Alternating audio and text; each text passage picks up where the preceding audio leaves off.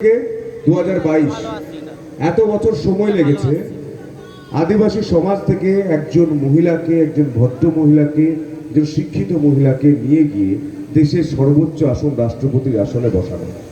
সেটা বিজেপি সরকার করে দেখেছে, প্রধানমন্ত্রীজি তিনি করে দেখিয়েছেন। নরেন্দ্র মোদীজি বারবার আমাদের বলেন যে আদিবাসী সমাজের উন্নয়ন মানে ভূ ভারতের উন্নয়ন। তিনি এটা নিজে বোঝেন, নিজে আত্মস্থ করেন। তার জন্য দ্রৌপদী মুর্মু আমাদের মাননীয় রাষ্ট্রপতি স্বাধীনতার পর প্রথম, তাই তো প্রথম এটা করে দেখিয়েছে। ওনার চিন্তাধারার, ওনার মতাদর্শের সরকার আজ এই বাংলায়, পশ্চিমবঙ্গে এসেছে 2.5 থেকে 3 মাস। সুনীল আমার ভাতৃর প্রতি মঞ্চে উপস্থিত রয়েছেন। ইনি 4 নম্বর মণ্ডলের আমাদের প্রেসিডেন্ট, সভাপতি 4 নম্বর মণ্ডল। ওনার সঙ্গে আমার দীর্ঘ আলাপচারিত হয়, কথা হয় অনেক আগে থেকে। আমার যতবার দেখা হয়েছে আমরা একটা কথা বলেছি, এমনকি সরকার হওয়ার পর বলেছি, ইলেকশন লড়ার আগে তো অনেক কিছু বলেছি, সরকার হওয়ার পর বলেছি যে সুনীল তোমার দায়িত্ব একজন আদিবাসীর বাড়িও যেন কাঁচা না থাকে। পাকা ছাদ নেই মানে আপনি বাড়ি পাবেন। 15ই আগস্ট পর্যন্ত লাস্ট শেষ আর কি সময় নাম জমা দেওয়ার। বুথে বুথে দেখবেন সার্ভে হচ্ছে। যদি কেউ না আসেন, যেখানে যারা আধিকারিকরা রয়েছেন, পঞ্চায়েতে রয়েছেন, ব্লকে রয়েছেন, নিজের উদ্যোগে বলবেন। এটা আপনার অধিকার, আপনাকে কেউ ভিক্ষা দিচ্ছে না। আগের সরকার বলতো আমরা এটা দিয়েছি, আমাদের ভোট দিন। আমরা বলবো না, আমরা বলবো আপনারা ভোট দিয়েছেন, আমাদের দায়িত্ব এটা দেওয়ার, আমরা তাই দিচ্ছি। দুটো চিন্তা ভাবনার ফারাক আছে। আপনারা ভোট দিয়ে বসিয়েছেন বলেই তো আমরা দিতে পারছি। তাহলে গুরুত্বটা আপনাদের। আগের তৃণমূল সরকার কি করতো যে আমি এটা দিচ্ছি, আপনি আমাকে ভোট দিন। আমরা বলবো না, আপনি ভোট দিয়ে জায়গায় বসিয়েছেন, কাজ করার ক্ষমতা দিয়েছেন, সেই দায়িত্ব থেকে আমরা দিচ্ছি। এটা আপনার অধিকার। বাড়িটা আমার বাবার বা আমার আত্মীয় স্বজনের টাকায় আমি তৈরি করে দিচ্ছি না। বাড়িটা আমার আপনার ট্যাক্সের টাকায় তৈরি হচ্ছে আপনার বাড়ি। কেন নেবেন না? কেন দেবে না? এটা আপনার হকের। কোনো কাঁচা বাড়ি থাকবে না, প্রত্যেক বাড়ি হবে পাকার বাড়ি। ধরুন বিভিন্ন জায়গায়, দক্ষিণ 24 পরগনা বিশেষ করে বা ঝড় প্রবণ জায়গায়, কোচবিহারে অনেকে করেন কি, কষ্টসৃষ্ট করে হলেও ভিতটা পাকার করেন, একটু দেওয়াল পাকার করেন, তারপর চালটা অ্যাডভেস্টারের থাকে, টিনের থাকে, ঠিক বলছি তো, বা খড়ের থাকে। সেই বাড়িটাও পাকার বাড়ি পাবেন। পাকার ছাদ নেই মানে ওটা কাঁচা বাড়ি হিসাবে আমরা শনাক্ত করছি। প্রত্যেকের বাড়ি পাওয়ার জন্য 15ই আগস্ট আপনাদের কাছে আজ 9 তারিখ, 10, 11, 12, 13, 14, 5 দিন সময় আছে। 15ই আগস্ট ধরলে 6 দিন, কারণ 15ই আগস্ট সরকারি ছুটি, সবাই ব্যস্ত থাকবে। 5 দিন সময় আছে। যত আত্মীয় স্বজন আছে সবাইকে বলে দিন, ব্লকে ব্লকে যান, নিজের নাম, ফোন নাম্বার জমা দিন, বলুন আমার বাড়ি লাগবে, না হলে পরে দেখে নেব। যদি কিছু কেউ বলে, বলবেন সন্তু পান এসেছিল, তারকেশ্বরের বিধায়ক, আমাদের ভাই, ভুলে গেছে, এটা বাড়িটা পাওয়ার অধিকার। কোন মা যাদের চোখের জল না পড়ে, আমি মঞ্চে সবার সামনে বলে যাচ্ছি, এটা সুনীলের দায়িত্ব, 4 নম্বরে মন্ডল প্রেসিডেন্ট হতে পারে, কিন্তু গোটা তারকেশ্বরে আদিবাসীদের মুখ হিসাবে উঠে আসছে। এবং আমি বলেছি গোটা তারকেশ্বরে কোনো আদিবাসী বাড়ি যাতে কাঁচা না থাকে, কাঁচা না থাকে। আপনি নাম দিন, বাড়ি তৈরি করে পয়সা তো সরকার দেবে। আধিকারিকরা তো ভাবছেন কেন? আমাদের অসুবিধা কিছু কিছু জায়গায় হচ্ছে। যেমন তিনি উল্লেখ করলেন থানাতে যে তিক্ত অভিজ্ঞতা হয়েছে, এটা আমি শুনলাম।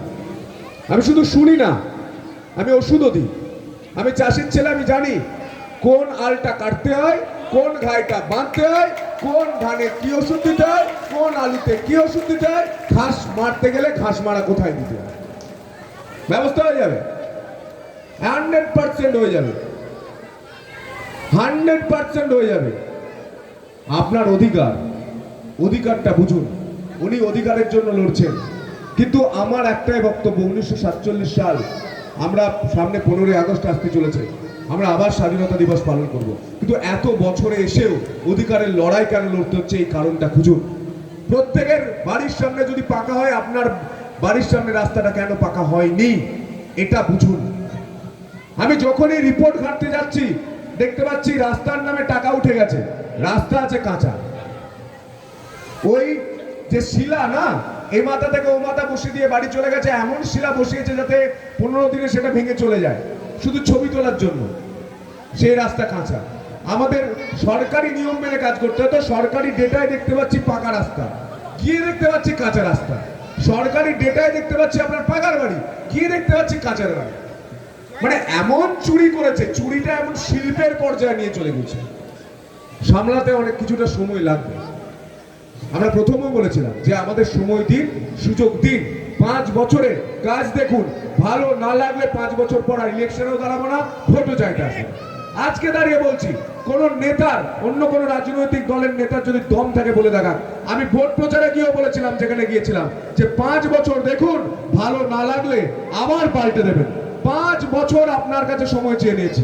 5 বছরের মধ্যে আপনার যদি কোনো কাজ না হয়, আপনি আমার বিধায়ক কার্যালয় ভিপপুরে রয়েছে, সেখানে যাবেন, আমার কাজ পর্যন্ত পৌঁছাবেন।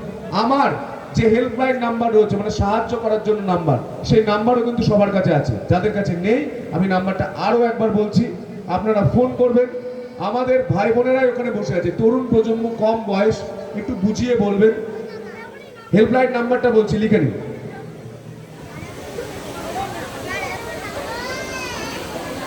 বলি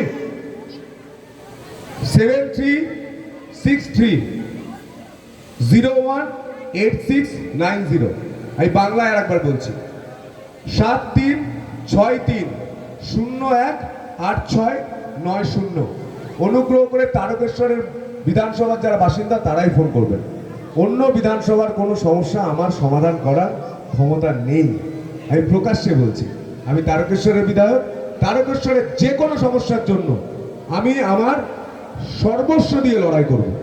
আমি 3টে জিনিস অনুসরণ করি, এটা আমার বাবা ছোটবেলায় আমায় শিখিয়েছিলেন, যে বাবা যেটা পারবে সঙ্গে সঙ্গে করবে, যেটা পারবে কি পারবে না তুমি জানো না, সেটা বলবে আমি চেষ্টা করছি।